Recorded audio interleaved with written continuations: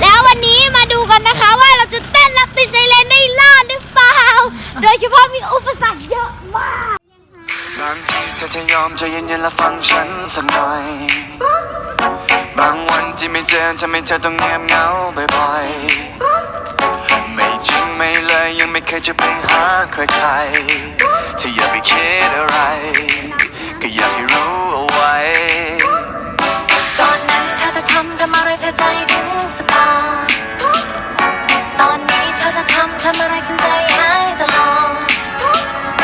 ไม่ดูไม่แลและไม่แค่เธอจะให้ฉันยังไงก็จะไม่คิดอะไรแต่ฉันคิดได้ไหมก็เครื่องมันแห้งไม่อย่างนั้นก็เน็ตขาดเฟซมันลบก็ไลน์รั่วอย่าคิดมากอยากสื่อสารไม่ต้องพึ่งนกพิราบแค่คิดถึงจำแค่นั้นฉันก็ซ่าจะไปอยู่ตรงหน้าจะไปหาแน่ๆเธอจะอยู่ที่ไหนจะเปิดไซเรนไปหาเธอแน่แค่คิดถึงฉันเอาไว้ไม่ได้อยากถามแต่แค่อยากรู้ว่าเธอยังรักฉันไหมอยู่ใกล้แค่นี้แต่เหมือนเธอนั้นห่างไกลแสนไกลใจเธอวันนี้ไม่เป็นของใครหาไม่เจออยากอธิษฐานให้ปาฏิหาริย์วันนั้นกลับมาได้ไหมมีเธอมีฉันไม่ว่าเรานั้นจะอยู่ที่ใดแค่หลับตาลงลืมตาเมื่อไรพอมีเธอช่วยดูแลกัน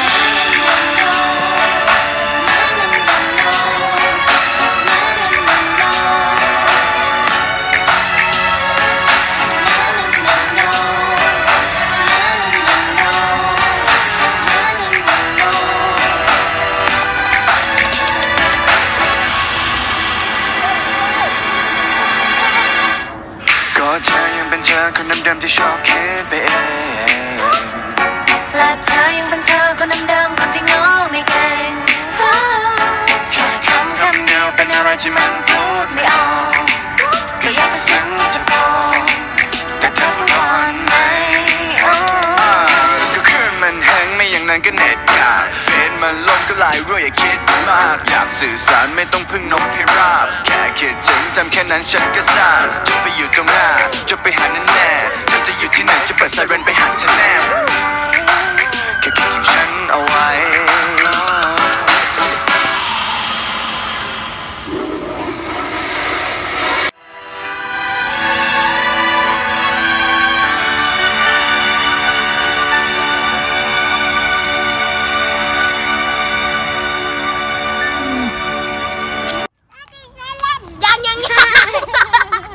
ยัง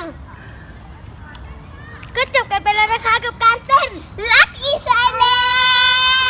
นก็เราก็สามารถผ่านอุปสรรคไปได้นะคะแล้วถ้าเพื่อนๆพร้อมแล้วไปดูเบื้องหลังกันเลยไปสิ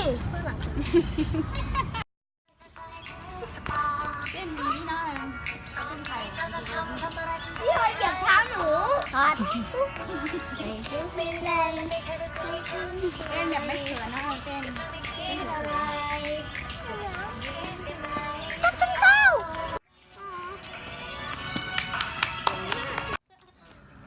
เจ้าก็จบกันไปแล้วนะคะกับคลิปเต้นนักกิจไซเรนทางอุปสรรค